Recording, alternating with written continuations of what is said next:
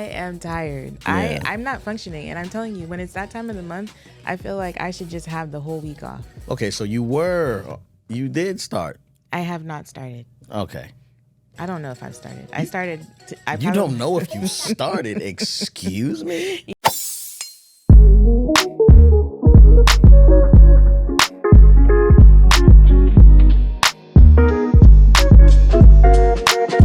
Hello, my name is Mrs. Melanin. And I'm BELEAF Mel. And we're here with episode 195 of How Married Are You? Sorry, I missed it. Ready? How married are you? Okay, my name BELEAF. This is Yvette, and married 13 years.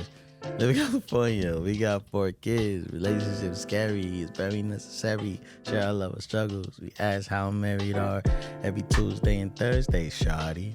If you're listening, you're in the wedding party.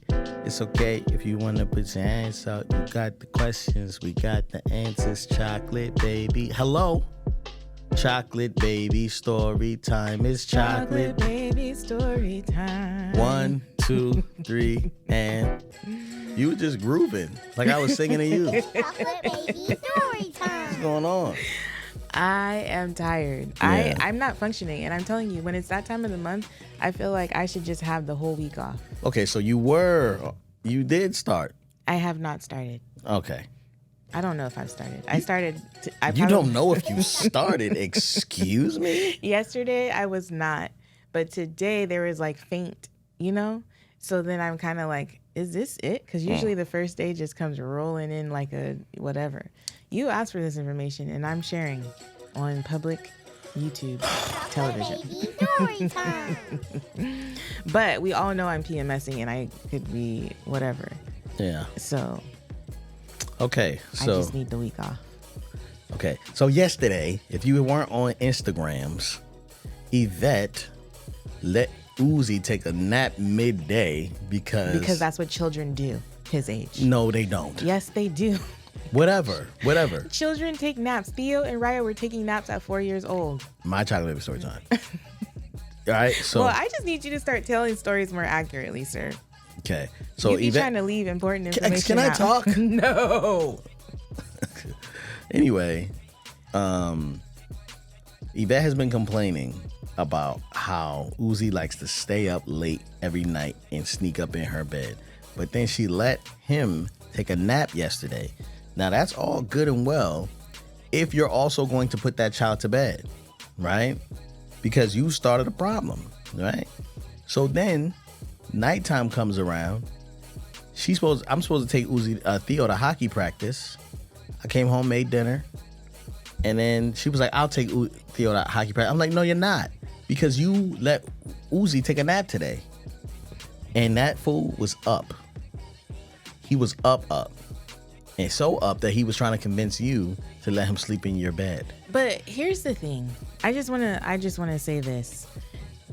Uzziah doesn't take a nap daily. So if he doesn't take a nap during the day, or if he does take a nap during the day, he is up at nighttime. You can try to tell me that ain't it if you want to, but all these other nights this week that he was up, he did not get a nap in the middle of the day. All right. So me allowing that child to take a nap may or may not have impacted his level of awakeness. What time did he in the wake up? evening. What time does he wake up in the morning?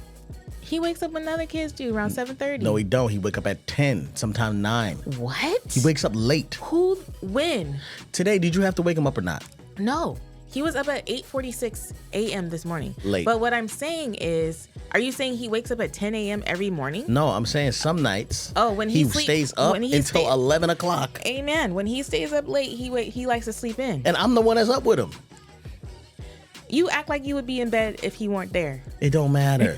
I'm up. I'm self-time. I don't want to be sitting here talking about all types of stuff. He's coming in. I'm trying to edit. I'm trying to work on websites and stuff like that. And he's standing right next to me. Come on now. That was a finesse. Babe, no, it was not a finesse. Babe, hold yourself accountable. You messed up yesterday by letting that boy take a nap. Okay, here's what I will say to this. I should not have allowed Uzi to take a nap. Period. Let's move on. That's it. No, it's Okay. not moving on. I want to get to the evening part. where I was like, I will take Theo to practice. I do not think I finessed you. I did not play you. I didn't do anything but look out for myself. I set boundaries. Thursday evenings are supposed to be my night off. And I said, I'm going to just try to do this because this is less work than being at home. Okay, so on those Thursday nights, don't let that child take a nap during the day, because that's whack to me. That's fair. Or on nights that I know I'm not going to be home, I'll keep the kids up. I mean, I'll let the kids sleep in. What? On nights I know I'm not going to be home. You know what I'm saying? Like, just imagine, like, I let the kids sleep all day, right? And then you come home and you got to put them to bed and they playing around. You understand what I'm saying. You're just not trying to take ownership. What? Okay. I'm not taking ownership. My bad. But don't look at me like that. Ooh. Babe, truth of the matter is I shouldn't have let him nap. But also the truth of the matter is that child is up no matter what. He's up. He's just a different breed of child. That's not true. Oh my goodness. He the same. He the same as who? As all the rest of them. Naya is the one that is different. Naya will stay up, be dead tired, and stay up talking forever. And you know this. Mm-hmm. Anaya is the one that's the oddball. Uzi is regular. All we got to do is, hey, knock it off. You know what I'm saying? And wake him up early. He'll go to sleep on time. He'll be tired. Guys, I know what I'm talking about, man. Yvette's trying to play me right now. I know what I'm talking about. Right? And because we at where we at, this is what we're dealing with. Where are we at? If you know, you know. Let's move on. No. You butthead. I hate it here. I want to go. Well, I said I should be getting a week off anyway. I'm done. I'm already done. This episode's going to be whack. I'm so sorry in advance. I'm pushing through. So, what are we talking about today? We are talking about love and marriage. First, we're talking about liking and subscribing this video. This video. Please. Yeah. That's what we need to do. We need to make sure that y'all are liking the video so it can go to where it needs to go. You know what I'm saying? We asked you guys to do that a couple episodes ago. Got 800 likes. Did we? The last episode we put out got like 100. So we have to remind them. We got to remind y'all. We got to remind y'all. So right now we're going to give you a moment to hit the like button. While you're doing that, make sure you are also subscribed. Make sure that you are sending these episodes that have conversations that you enjoyed or whatever to your friends, family, and foes. Make sure you're sharing. Make sure you're following us on Instagram at How Married Are You? I think it's just How Married Are You on Instagram. Mm-hmm. And then when we post content there, share those to your stories and tell these people, you guys need to get in on this. Please help us get the word out about us. And honestly, we just want people that want us. You know what I mean? We don't want everybody. We don't want everybody. Just if you know there's somebody that just good people, belongs right? in this and belongs in the wedding party, let them know that they need to just hop on over here and into our corner of the internet. We got a couple emails. So we got an email that is a follow-up to episode 194. And then we have another email that is a follow-up to the hand job one? Yeah, we got a follow-up to the hand job one. But it's not like... Is she like kind of explaining some things we didn't get? No. It's not a follow-up from the person. Huh. It's just someone who was like, I listened to episode 194 and it triggered this conversation. But yeah. So you know what? Let's just go into that one and then we'll go into this one because I think we'll have time for both. So I'm going to start that. Okay. I definitely hear a chocolate baby. Just so you know. All right. Hello, Yvette and Glenn. First, I love your podcast. I'm so glad you guys mentioned the postpartum sex issue. After my fifth baby, ooh, child. My second with my husband was so eager to resume sex. However, I was not mentally ready. I didn't want my husband to feel unwanted, so I forced myself to do it. Unfortunately, I have felt somewhat disconnected sexually from my husband for the last 9 years because of that one instance. What was the one instance? Because he was eager. Dang, 9 years? Jeez. I have tried to tell my husband how that made me feel and that I was not mentally ready due to the trauma of childbirth with our son. He just says he doesn't understand why that affected me so much and I don't have the language to help him understand. So I just go through the motions oftentimes to keep my marriage together. I don't know what else to do. Married 9 years with 3 autistic children ages 10, 9, and 6. Please don't use my name. Yeah, we never would use your name. No. I can't even see your name from here. Can they see it? No, they can't see it. So, all right. So, there's a level of self-control as a servant leader that you have to possess, right? One of the things that an underrated characteristic of a husband is learning how to protect your family from you.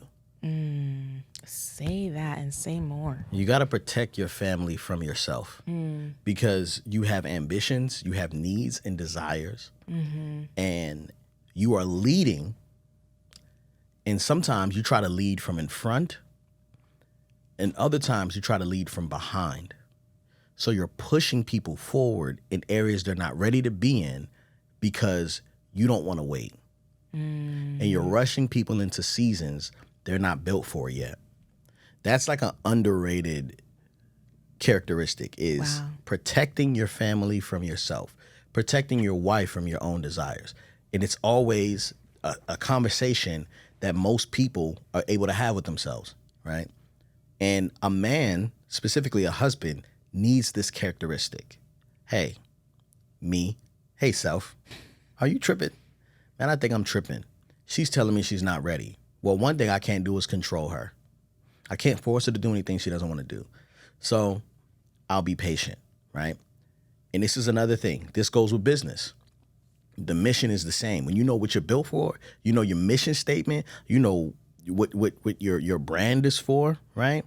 You know that the mission don't change.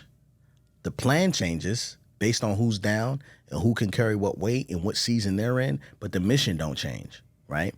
Just recently, just today, I had a conversation with the kids because they were like, yo, they told me, hey, we want to start making videos again. And I was like, okay, well, what are the rules? What's the situation to how can I honor you guys as we're making videos again? Mm-hmm. Because I don't want to put you in a position where you feel embarrassed or you're ashamed or anything like that, right? Now, I want to make videos. I love making videos. It's like, I'm so good at this, right? I love this, right? It's like, oh my gosh, our family, and we're just helping so many people. But not against the relationships I'm going to have with my children. It's not worth the risk. You know what I'm saying? So if they say, hey, man, I'm not feeling that, all right, we're not doing it. And it hurts. It hurts in different ways because I'm like, hey, I feel like I'm built for this. Why can't you guys see the value in this? Obviously, we're helping people. Obviously, you guys are going to benefit off this. It's going to help everybody's pockets in the future and all that stuff. But, okay, you guys not ready? I submit to my family, okay? And that's submitting to even my wife's body. So if she says, hey, no, right, then it is what it is. Am I lying? No, I think that is a really valuable point. I think it could go both ways. I don't think it's just a male. It's not just to your side of the relationship. I think that goes both ways. I think leadership is shared in some ways sometimes. Definitely more common in a man's realm of things, but it depends on who you marry in a heterosexual relationship. Mm-hmm. To go to this point though, I wonder, I'm trying to think about from her side of it how she could approach it, because I feel like, do you feel like you answered the question? I'm talking to the husband. I'm not talking to her. Yeah, I know. Okay. I have smoke for her. No. I just mean in summation, you're saying he needs to wait for her. I'm saying just because all right, so she said this. I'm not feeling comfortable. I need this. I have all these things on my plate. And he goes, I don't understand. Right? He said, I really don't understand what the problem is. I think one of the biggest flaws of humanity is that we need to understand everything. And my statement I say to myself is being understood is overrated. I don't need you to understand me. You don't have to get it. Just know I'm on something. Just know I'm having a human experience. Mm-hmm. It's not for you to get it. Just know that I'm having something you don't get. Because this is what racists say. Well, I just don't understand how like black people aren't like done yet. Like how come they just don't like move past this race thing? You know what I'm saying? Democrats. I just don't understand how like Republicans can like say this about this, and you know what I mean? Republicans. I don't understand how Democrats are able to look past this right here. You know what I'm saying? Whatever the situation is. Men, women, children, I don't understand. You don't have to understand. Just recognize that I need to do what's best for me. Last night, I didn't understand why you let Uzi take a nap in the daytime, right? It's not about that. I also didn't understand. You know what I'm saying? But you like, hey, I got to take my time. I want to go on my walk. I'm going to listen to a sermon I want to listen to. Whatever. You know what I'm saying? Good for you, right? But I'm saying it from a perspective from a man. It's like you don't have to understand what your wife is going through. And I learned this biggest lesson when I was a stay-at-home father. And I was sitting there and I was like, oh, this is difficult in a different way. Like this isn't like laborious or like, it's just like I don't have enough soul in me to get through the day. Like there's not enough emotional capacity to like, is this child weaponizing their tears? Like, is this, you know what I'm saying? And then the expectations of my wife coming home and being like, hey, what did you do today? Or what happened? Did you get the kids outside? And you know what I'm saying? And I'm like, you don't get to ask me those questions. And I didn't say that to you. You know what I'm saying? But those are real things. Like, you don't have to understand what I did that day. And so when my friends are like, yeah, man, my wife don't do nothing all day. She just sits home with the kids. I'm like, she does a lot. In order to make it through that day, she does so much. You know what I'm saying? What? I'm chuckling because, for context, which I didn't really get to share, Uzi took a nap. So what happened was I had to take Anaya to gymnastics yesterday afternoon. And so on the way there, well, when we first of all got in the car, Uzi like freaked out, crying, throwing or whatever because his seatbelt got stuck and he couldn't buckle himself. And rather than using his words, he just had a fit. And I'm like, I'm trying to get us to gymnastics on time. And so we had the whole conversation, use your words, I end up helping him get buckled, whatever. I knew in that moment that child was sleepy and tired and he needed rest. And by the time we got to gymnastics, he had fallen asleep and Uriah had fallen asleep. And for my sanity, because I forgot to bring an iPad with me, which is what I usually do during gymnastics, I was like, I'm going to let that boy sleep. So we sat in the car while Anaya did gymnastics. And that was kind of like what I had capacity for in the moment because I was already spent. I'm already PMSing. I already don't have a lot of patience. So I had 2 of my kids asleep and I had 1 kid in gymnastics. I had 1 kid left over that I had to do whatever. Yeah. And then he ended up wanting to throw a ball and I resorted to that, even though I didn't feel like doing it. But it was an opportunity for him to get some one-on-one attention and he, whatever. But that is totally a real thing. So like you didn't have that. I actually think I did try to offer you that context when I was talking to you yesterday about Uzi taking a nap. But like sometimes it's about what we have capacity for in the moment. 100%. And anywho, it's interesting. I was going to go take it back to the email because, or even just to your comment about like, we're not always going to understand. And like, even just sitting there with that conversation for a moment, because I feel like there is a lot, like even with Glenn as a stay-at-home parent, and then me stepping into that role as a stay-at-home parent, there are things that I began to understand that I didn't understand as a working mom. And I feel like Glenn and I have an unfair advantage in that way, because I do believe that a lot of times he is able to like earlier this week, instead of staying at the office the whole whatever, he allowed me to go to the gym later in the afternoon because I usually go early in the morning. And what she means by allowed is he made space. I didn't give her permission. I didn't give you permission to go. I stayed later so that you could. He made it possible. Right. But it's not that because it seemed like allowed, like allowance. You felt like I allowed you to go? I mean, you made room, you allowed. Yeah. I think it's a synonym, but I understand how allow could be mistook for like permission, father figure or something. Yeah. But Glenn made it possible. Yeah. For me to be able to go to the gym because he knows how that, I think because you understand how that fills my cup. I don't know. Yeah, I mean, I reckon it's so many different benefits to you going to the gym. I mean, you have a relationship with the owners of the gym. You know what I'm saying? The nationwide owners of the gym. You just got back. It's something, and I understand what you're going through, with some other things in the season, and I know how that helps you. You know what I mean? And that's a small thing. It's just that I would have to stay later. And as long as we can understand those two areas, then we're good. Yeah, but there's a lot of things, like for me, unfortunately, I have to, like Glenn will tell me something and then I have to experience it Yeah, it's really sad. for me to understand it. And I feel like because he was a stay-at-home parent and then I became the stay-at-home parent, there's a lot of things that he understands. I do still think there's room for understanding in like the homeschool stay-at-home parent aspect of things. But there's a level of understanding that he does have. And so I feel like with childbirth, though, it's different.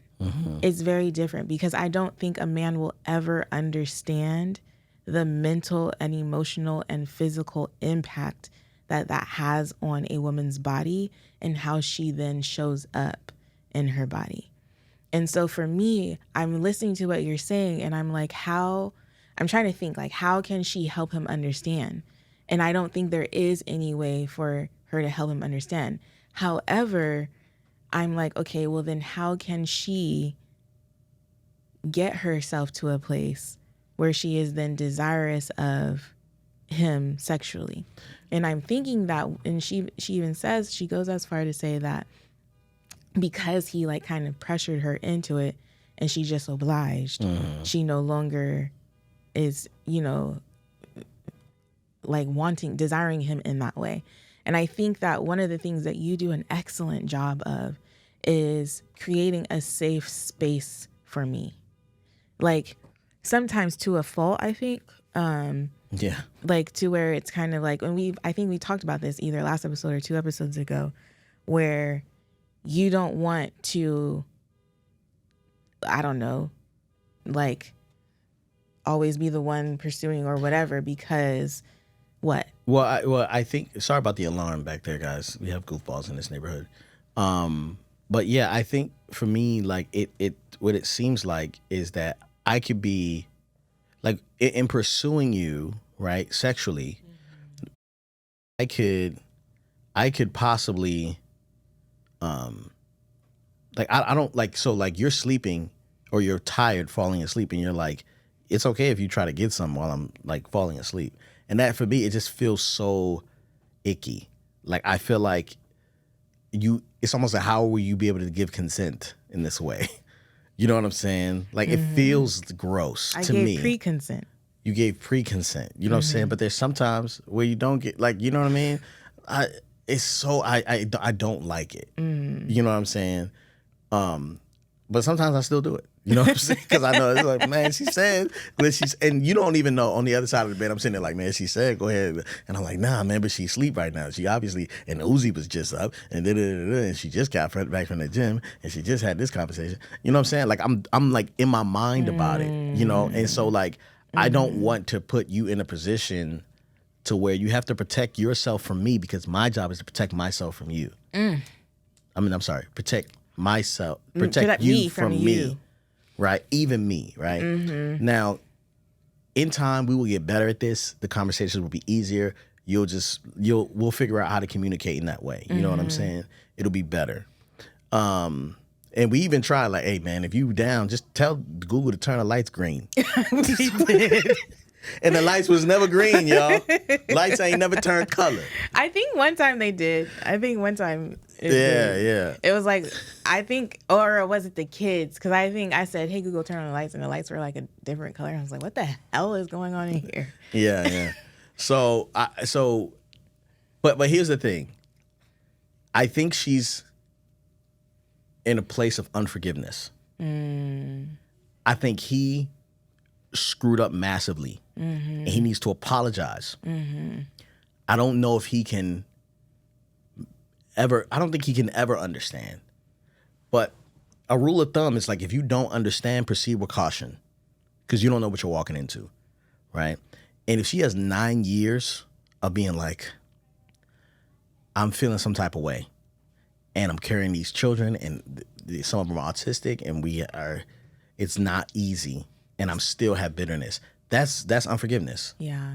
And so I think that is where the conversation starts is, hey, like, I still haven't forgiven you for this. And I want to forgive you, but I need you to, like, understand or try to understand exactly that I don't feel safe. And how are you going to create a safe space for me to be open in this area? You know?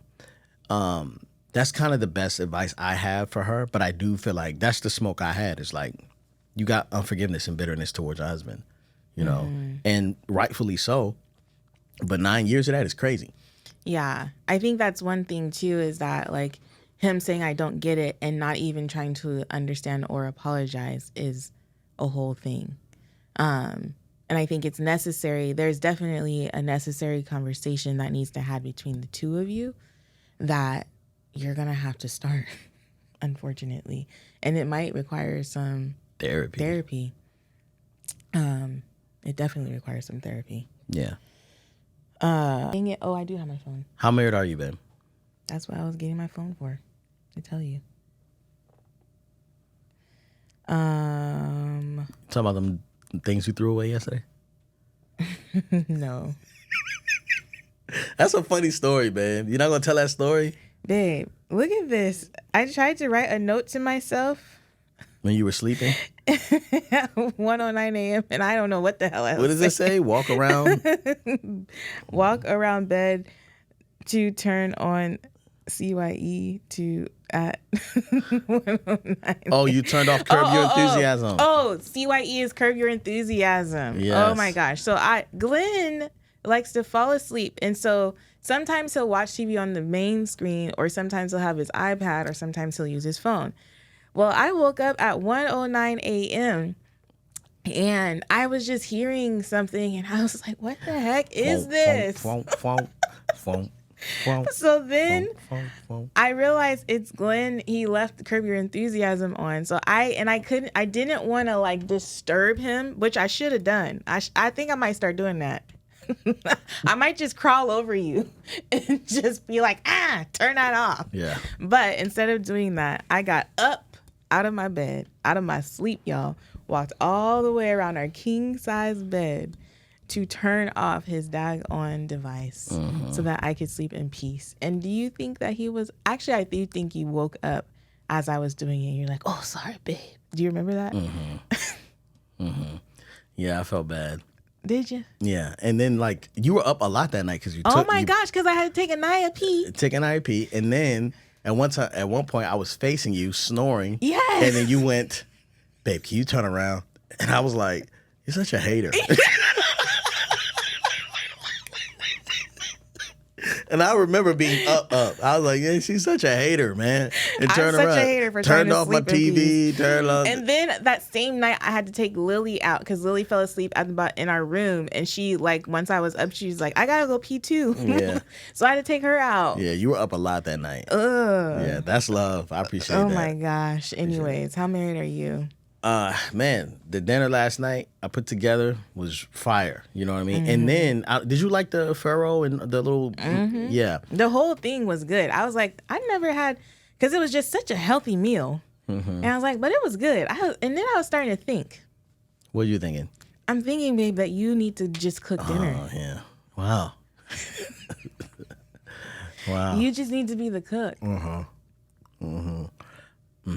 And so I just was sitting there. He's just saying, Because I got home, and what I did was, I just been like cutting up some sweet potatoes, you know, washing off some green beans, dousing them in some olive oil, sprinkling a little sea salt on, letting that go, and then within like 15 minutes of that cooking or in the oven, I'll just hit the salmon on both sides one time. You know what I'm saying? Pan sear it, and I cut the skin off for you too, because I know you don't like the skin. I like it when it's fried, like a crispy, crunchy. So I was like, I had to rush to cook it so you could get to hockey practice on time.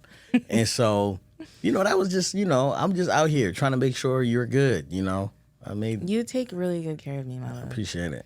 I don't deserve you. Don't say that. I don't. You definitely deserve me, but you could look out for me a little more. Fool. Could you not? You just like undercut me. No. And you just cut me twice. No. I don't want you to say you don't deserve me, because that's not true. You definitely deserve me. You take care of me in amazing ways too. But sometimes you just forget about me. Is that true? The thing is, I never forget about you. I just make assumptions, and I need to start checking in more. Well, I would just say that if you thought about me and you went to go get food today. Oh my gosh. And you didn't. Why are you bringing up old stuff? It happened today. But why are you bringing it up on a podcast?